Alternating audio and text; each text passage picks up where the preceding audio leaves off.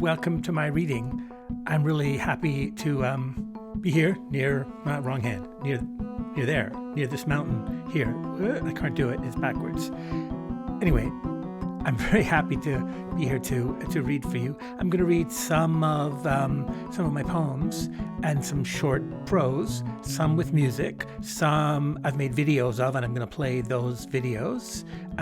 Some I made music and I recorded on QuickTime and I tried to put them together, and hopefully that looks really fabulous and slick and you'll all be really impressed by my advanced technical knowledge. There's a variety of different kinds of things. Some are more performative, some are more introspective, some are more politically engaged, addressing, some are applicable perhaps to some current issues. There's some that are made through animation. There's some that are made from spoken recordings of myself that I've then processed in some way visually. And some are entirely different kinds of things constructed out of film or computer programs or some combination of both. I really hope you enjoy the reading and the various videos and things that I've assembled for you to enjoy. I'm here in a closed legal office because number one, it was way too hot today to do this, and also to find everything's closed because of COVID, so it's nice and quiet. Although sometimes I can hear over there's an elevator and people are, I don't know who's coming in and out, what are they doing, but hopefully it'll all be good. It's a kind of a spooky and quiet place, and I really like the idea that I'm in a law office, and I'm filling it with poetry and writing. It feels like subversive to have to look after the building and look after the building's soul by filling it. It's empty and it's feeling hollow, and so I can fill it up with my goofy poems. Okay, well, I hope you enjoy this.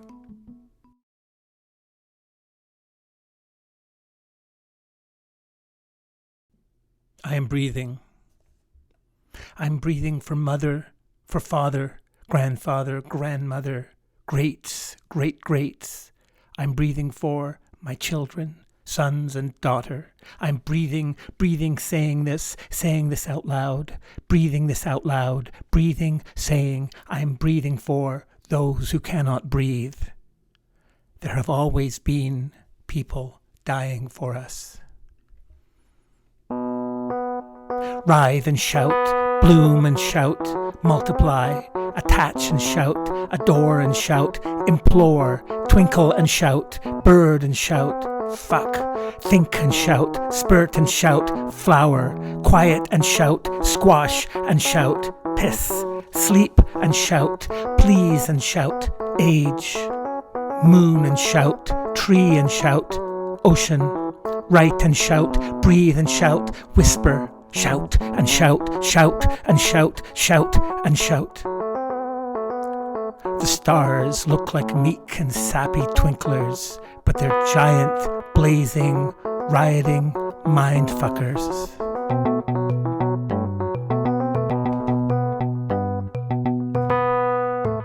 I have no words.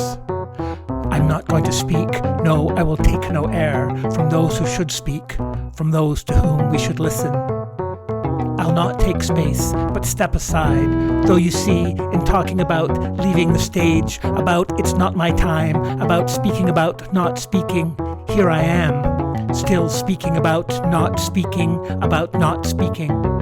And here I am, it's complicated. Oh yes, it's not those who would not speak, should not speak, even about not speaking. See here the pretty blue flowers lined up along the garden watered with my very own green hose.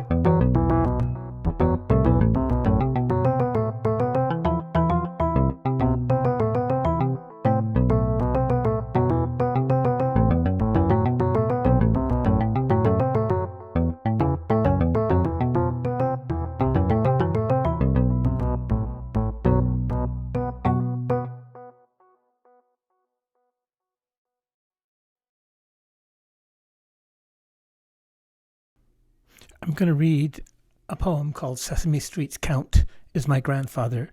This originated from a discussion that I had with someone who had said that because her parents were Holocaust survivors and because they were from Hungary and they spoke an Hungarian accent, when she was a little girl and she listened to Sesame Street and she heard the Count, the Count, 1, 2, 3, a marvelous peanut butter sandwiches, that guy, she assumed that he had the same accent as her parents and her grandparents.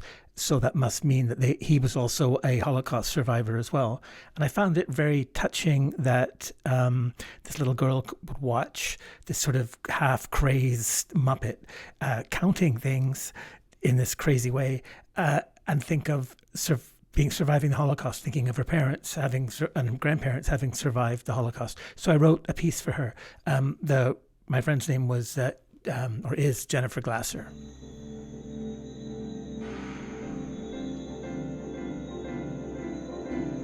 Sesame Street's Count is my grandfather. What are the numbers, Count? Your Transylvanian cackle seems Yiddish to me, your unhinged delight. Your bitter joy enumerates the world, an inventory of what's there, what hasn't been destroyed. The time I'm waiting for those numbers in your kitschy voice, which is my parents' grandparents' voices. You're counting, chanting the numbers, the schma at the Warsaw Ghetto, the empty chairs at the Seder, numbers on my grandfather's arm, my grandmother's. To count the future with thunder, to remember the past with lightning. I see you, Count, a survivor, the chortling paradox that there are things and that they can be counted.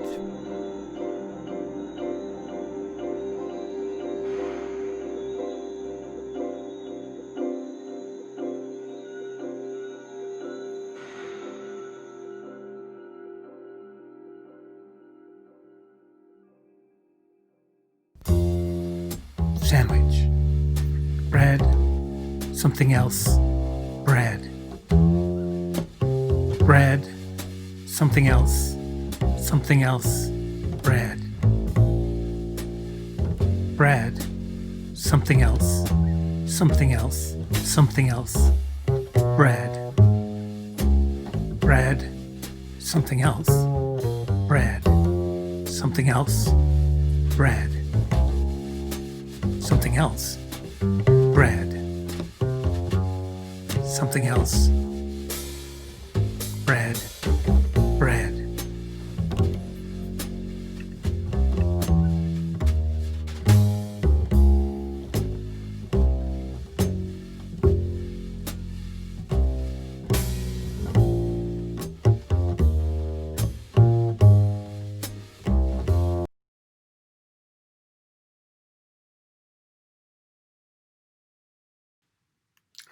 Here's a poem from my latest book, For It Is a Pleasure and a Surprise to Breathe, Selected Poems. Combination. In the end, they say, all poems are about hope, but out of money, I took this poem's hope and pawned it. I spent the money on a rhyming dictionary, went home and looked out the window. From my apartment, you can see Hamilton Mountain, which is really just an escarpment. Like a mountain without hope, it has no peak. Then I found a compartment in my body I'd never found before. I twirled my nipple, L32, R47, L19, and opened it. WTF! Inside me was hope, no bigger than a grain of sand. Hope is the perfect thing if you have no money and want 2,000 of something. But there was only a single grain, and I held it like a baby, a single tiny baby. I ran into the street, or I first ran down the hall and into the elevator, pressed the appropriate button, waited, descended, exited, then ran across the lobby, across the parking lot, and then into the street, where there were 1,999 other people, each holding a tiny grain between their fingers, and we just looked at each other.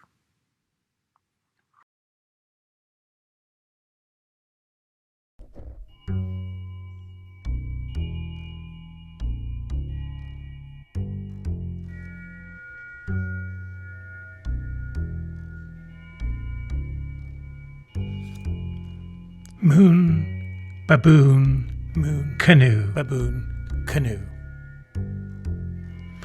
A baboon rents a canoe, then smashes into the moon.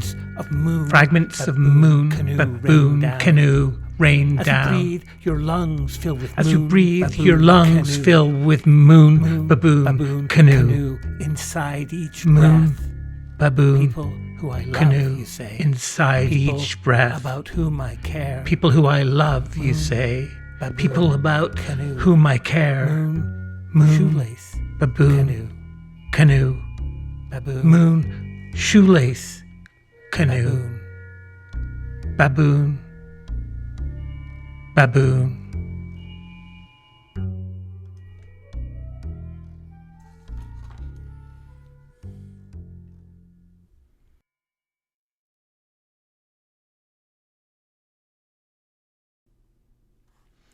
Here's a poem called Bones.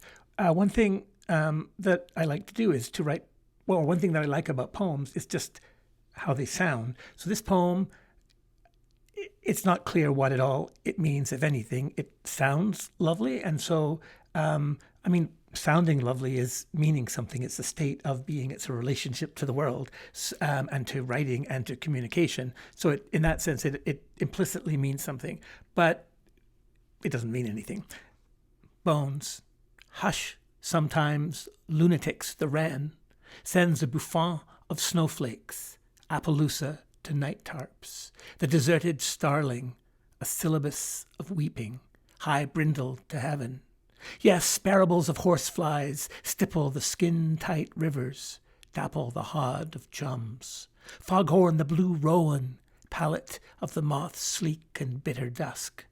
Oh, hallelujah, thorax, cloud turnstile of the wind for bones. So next time you're in an argument, just, say something like that, and there's no question that the person won't know what to say next. A knock on the door. They try to sell me an encyclopedia. Look, I say, outside is an encyclopedia, inside is an encyclopedia. Right, they say, and try to sell me the door. But I remember a heart he had, a heart she also had, an open grave, an open door, a heart, an encyclopedia of everything. Ooh, I'm so meaningful. It's really, really pretty tremendous, right? Okay, I'm going to read a couple more from this book,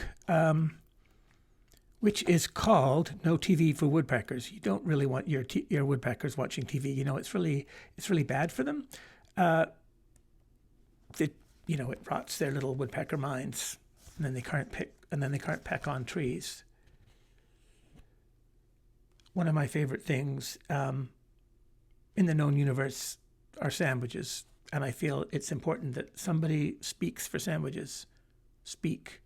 At this difficult time in our lives, ladies and gentlemen, let us consider sandwiches.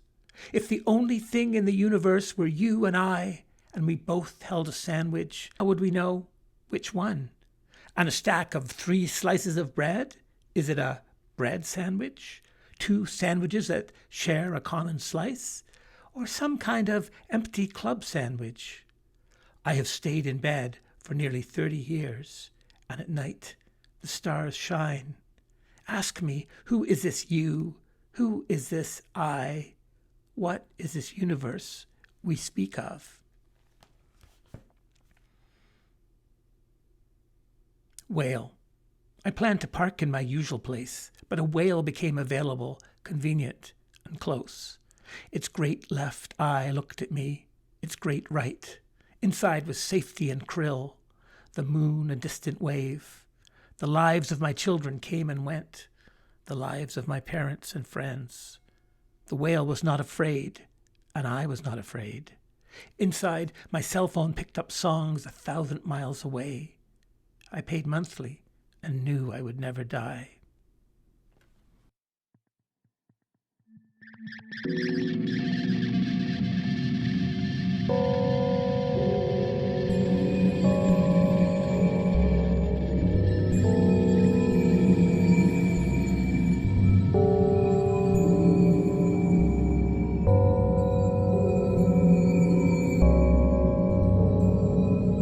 Inverting the deer.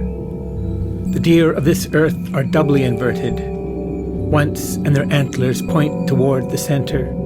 The antlers of inverted deer point toward the antlers of every other inverted deer. Once again, and their antlers point toward space. Do not touch deer, and you will not touch deer. Do not walk on deer, and you will not walk on deer. Do not mourn deer when you are dying, though their noses are against the glass. Do not mourn deer when you are dying, though their minds are edgeless. Fish swim around the remembered hooves of deer. They understand. They know. Antlers grow toward the deer, which grow toward the ground. The wind rustles the hair of deer. The deer are a harp. When the first trees whose home was the water, whose home was the sky, began to die, the deer did not know what to do. And so, their smooth heads wrinkling, their hooves beating the water, their hooves beating the air, they ran through the world, weeping. Until they planted the branches and crossed the world, trees growing like memories from the tops of old televisions, from the tops of old brown heads. There is only one deer, and it is larger than sky. The deer has but one season, and the hunters wait for it. After a great while, the hunters become trees, and bullets lose their green. Night falls in the skyless rivers, and deer's breath warns the sky.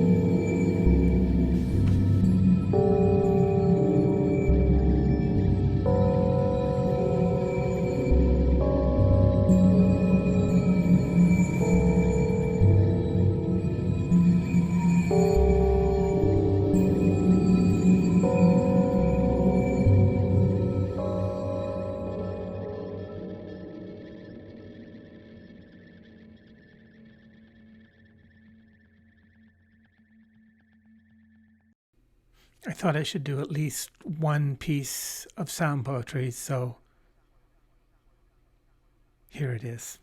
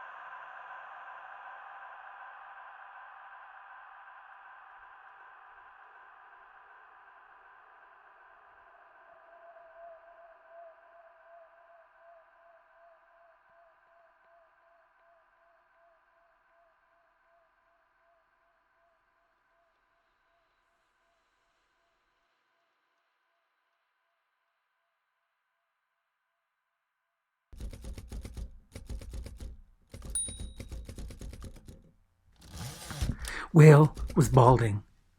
He was embarrassed around the other whales, so he hung out on the surface of the ocean, spouting sadly. Bird saw that Whale was sad, and so he flew between sun and whale and covered Whale's bald spot with his shadow. Whale had never been so happy. Then military airplane flew into Bird, and Bird was turned into feathers. Later, military airplane bombed a town, but Whale never found out, and so he remained happy until the end of days. Moral: wear a hat and support journalists.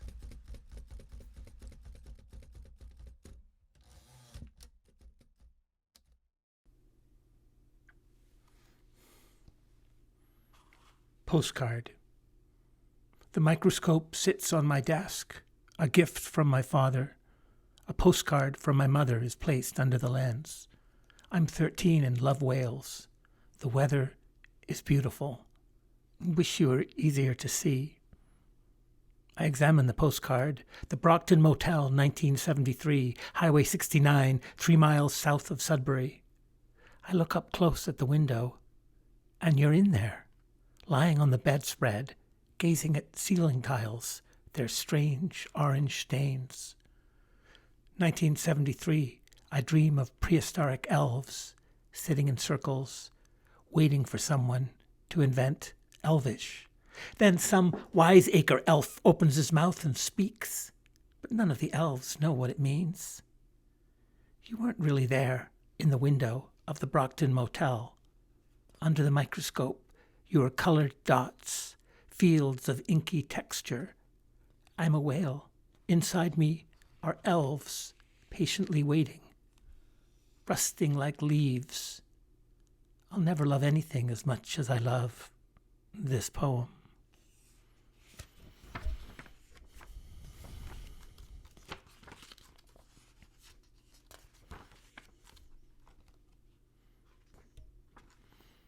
Here's a couple poems that are based on the shape of punctuation.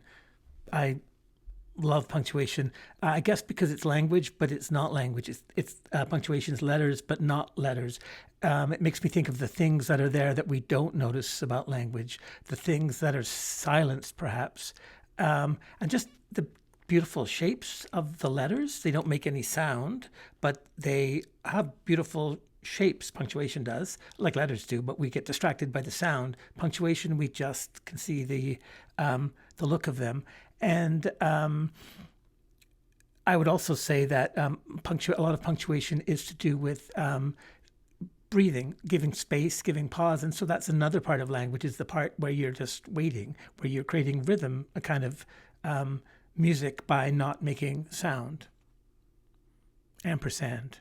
The ampersand dreams, mother and child, the primordial and, a mother's arms around her child, the mebus umbilical, the inside out, the turning a portrait of itself, the between one thing and another, the and other connected, the hand and its other, the breath and its shadow, the shadow's curl, the ampersand. Period. At the end of a sentence, a period, a full stop. Peer into its darkness, a celestial sky so dark nothing is visible save the darkness itself. Or it's some kind of cave, an inscrutable Lascaux, a dim basement.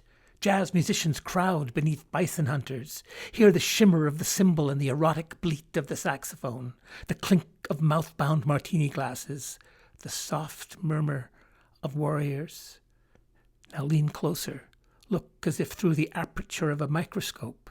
There's an entire city, a single swart cell, an inkwell, the birthmark of the sentence, an insect whose legs my brother removed. You raise your head and look out at the room. Black ink from a silent movie gag circles your eye.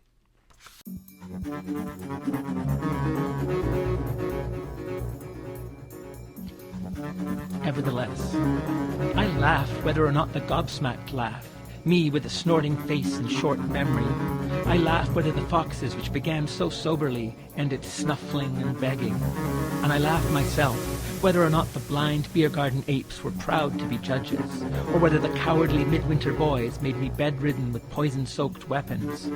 Because if luck filters pretty things, and fate gives us broken hands to hinge and squeal and kiss, and if the heart in the body is torn up, tore up, cut, and restocked, still the beautiful laughter remains, dusky and firefly, left with the ashes.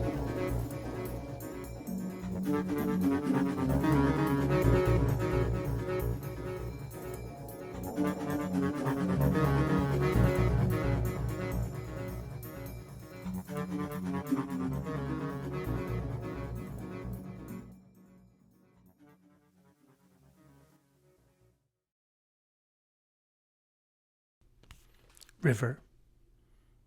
There's a girl walking down the street carrying an oar. Later, another girl walking down another street carrying a different oar. Like Delta and Source, the girls have never seen one another. Obviously, there's a boat somewhere and the sun disappears behind its lip. Wherever the river is someone else.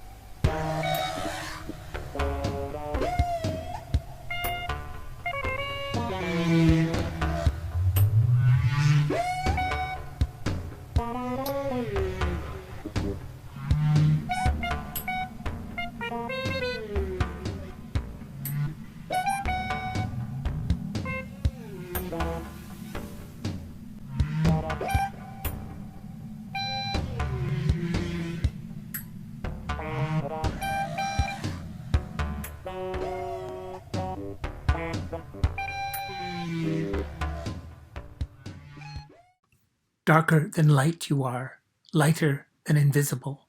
Invisibler than a wall you are, wallier than an ocean. You are more oceanic than toast, toastier than snow.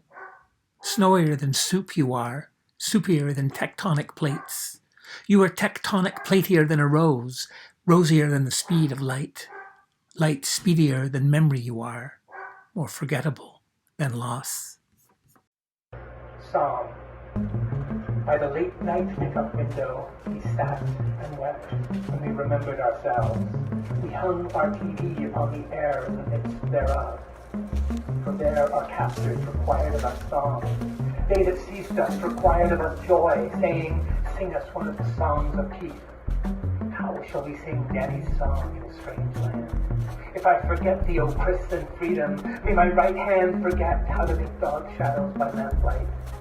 If I do not remember thee, Tracy, in peacetime, may my tongue cling to the roof of the bus as it goes on tour. If I prefer not Lori, justice above my chief joy. Remember, O Keith, what Carolyn Mike did in the days of fire, who said, "Tear them down, tear them down, tear them down." O de facto American children, doomed to destruction, happy is he who repays you, he who taketh and dasheth your babies against the screen.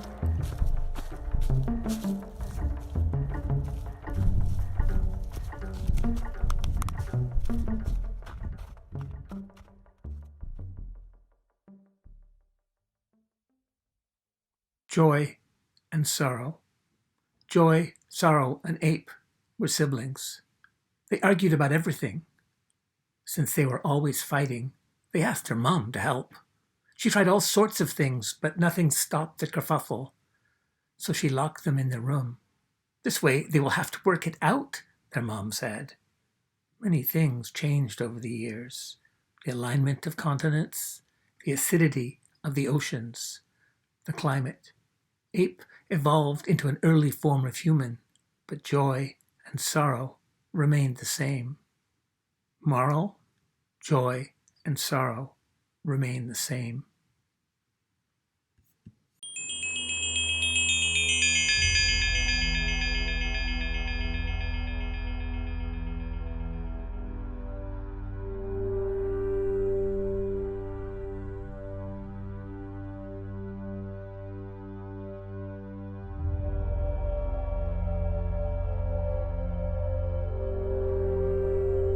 I do not expect the hand. At first, I think it is a root or some other growing thing searching out food. I brush against it. It is cool, though warmer than the air, warmer than the soil. I rest my head against its soft palm. It cradles my head for hours, then it strokes my face. Perhaps it has a cramp and must move. I breathe, sleep, wake. The hand is gone. I sleep again. When it returns, I touch my fingers to its fingers and they respond, curling. We remain fingertip to fingertip. I do not know how long. My watch is gone. Nothing changes. I sleep, and when I wake, the hand has disappeared. My fingers are empty. I feel for the hole in the earth where the hand has returned. There are several small crevices, and I reach in. Nothing but dirt or vacancy. Somewhere in this country, they think of shoes, stationery, a plate of meat, the floor of a change room. Then I feel the hand against my side. I hold it. We are parent and child, sisters, lovers walking together, watching the moon, anticipating the boat which will take us across the river. We whisper our stories. We are silent. The hand is the moon, clouds, a sigh. I begin to wait for it, to expect. It is a television, a friend. What does it hope for? Reaching, holding, sharing its quiet. Fields of daisies, butterflies, explosives. there is no remembering. A cubicle, the Canadian Shield, its stunted trees and shine of mica, burritos, librarians, snakes and nightstands, documents passed from hand to hand in secret. The hand carries nothing, heat, a body, happiness. I feel little except when I hold the hand. It could not have been looking for me, could not have anticipated finding me. A human hand among thousands, its own shadow, cold, sightless, underground. Its mother, master, child, slave, its twin. I outline letters on its palm, but it does not understand. Its fingers move. Maybe it writes, but were it Arabic or English, I feel only caresses and swirls, an intimate and inscrutable grammar. We lock our fingers together. We sleep, wake, are happy. After a few days, the hand does not appear. I think I have lost my own hand. Later, I realize the hand is gone. Hand, gust of wind, the wide earth, death. Someone brings me food. I open and close my own hand. I open and close it. I pass the memory of the hand between each of my own hands. What can be held in a hand? What has flown away? I remember nothing.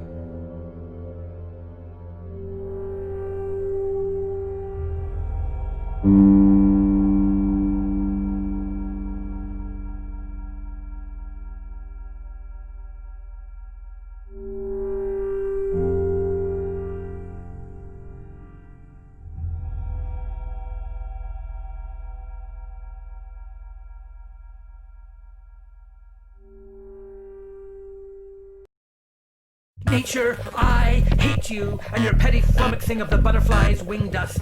Your immersive credo is irritating. Your pneumatic pontificating does nothing to assuage the oxidizing Chevy of the red-shifted sub-dwarf sternum thumper that is upper management and my heart. The unrelenting entropic cadenza of your rococo filibustering. Your cantankerous obfuscations like winter or autumn are like the brain's catamaran, an oxymoron or an oxytocin. The exact taxonomy unclear, but proximate to the irradiated toxins of the deoxyribonucleic aficionados of the spirographic light-bright drive-through of the 21st century. Your tune-carrying maw is a vector for collusion. Your vain-glorious banquet of pockets, numinous, piping populace, and astringently verdant with acquisitive glimmer. Nature, you brindled mixmaster, tastemaker, gene marker, your precipitous pox of clouds, no seum nanodeer, ocean flux of quiddity and riboflavin, the Catholic prestidigitations of your carbon-era miracles, the peroxided flocks of your tuskless barnacles, make me your amanuensis only, a portico for your amusement and your fissured and warty biome-busy solipsistic landforms. I don't want your bisquick sustenance, the party-colored borders between me and you, some eco-twittered mastication of self, salt water, and elementary particles. Your greasy baster injects my sorry canticles with lassoed protoplasm. I'm a borrower of furrows in the forests of your phylacteries. Nature, because of you, a profusion of vision-ready midget-fighting league lions are ready to frack my Orinoco-infused #rich limb jungle vein doilies, rendering the Antarctic taxidermy of my soul subterranean knife block, a geodesic Isaac Brock triumph of isometric 1812 plate tectonic platitudes. I hate you, nature. You emasculate the tusk of my finger holes and leave me parking.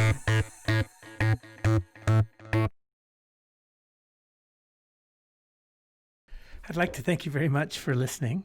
Those of you who are still here, even you, Mom. And my dog is over there. He's very content and to listen as long as I give him like bones to chew.